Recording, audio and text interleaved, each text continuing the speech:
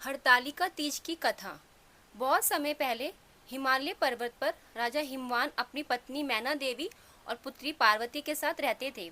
देवी पार्वती बचपन से ही अत्यंत रूपवती और गुणों से संपन्न थी। उनका हृदय सदैव भगवान शिव के ध्यान और भक्ति में डूबा रहता था।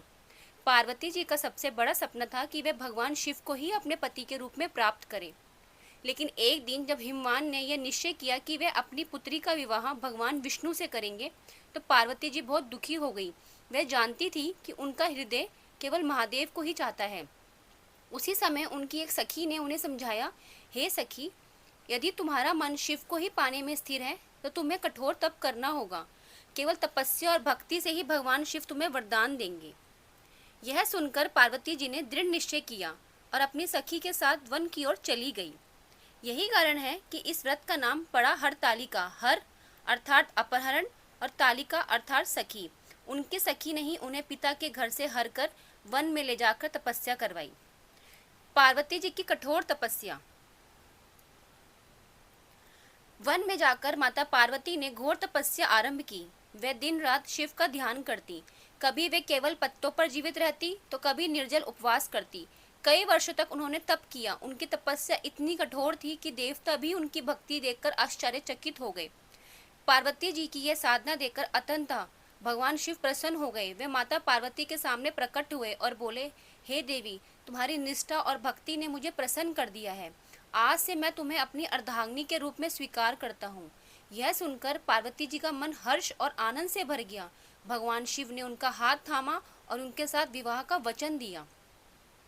हरतालिका तीज का आरंभ। जिस दिन माता पार्वती ने भगवान शिव को अपने पति के रूप में प्राप्त किया, उसी दिन को हरतालिका तीज के नाम से जाना जाने लगा। इस व्रत में महिलाएं मां पार्वती और भगवान शिव की पूजा करती हैं, व्रत रखती हैं और रात भर जागरण करती हैं। विवाहित स्त्रियां यह व्रत अपने पति की लंबी आयु और सुखमय दाम्पत्य जीवन के लिए करती हैं। वहीं अविवाहित कन्याएं इसे अच्छे और योग्य वर की प्राप्ति के लिए करती हैं। आज भी ये व्रत भारत के अनेक राज्यों, विशेषकर राजस्थान, उत्तर प्रदेश, बिहार, मध्य प्रदेश और झारखंड में बड़ी श्रद्धा और आस्था के साथ मनाया जाता है। इस दिन महिलाएं सज धजकर सुंदर वस्त्र और गहने पहनती हैं, हाथों में मेहंदी रचाती हैं और सुहागिन स्त्रियां एक दूसरे को शुभकामनाएं देती हैं। पूजा में माता पार्वती और भगवान शिव की मिट्टी की प्रतिमा बनाकर उनकी पूजा की जाती है। महिलाएं निर्जल व्रत रखती हैं और पूरी रात भर भजन कीर्तन करती हैं। ऐसा माना जाता है कि इस व्रत से दाम्पत्य जीवन में प्रेम और समृद्धि बनी रहती है और अविवाहित कन्या को मनचाहा वर प्राप्त होता है। हरतालिका तीज केवल एक व्रत नहीं, बल्कि त्याग, निष्ठा और सच्चे प्रेम का प्रतीक है। जिस प्रकार माता पार्वती ने भगवान शिव को पाने के लिए कठोर तपस्या की, उसी प्रकार यह व्रत हमें जीवन में धैर्य, श्रद्धा और समर्पण का संदेश देता है।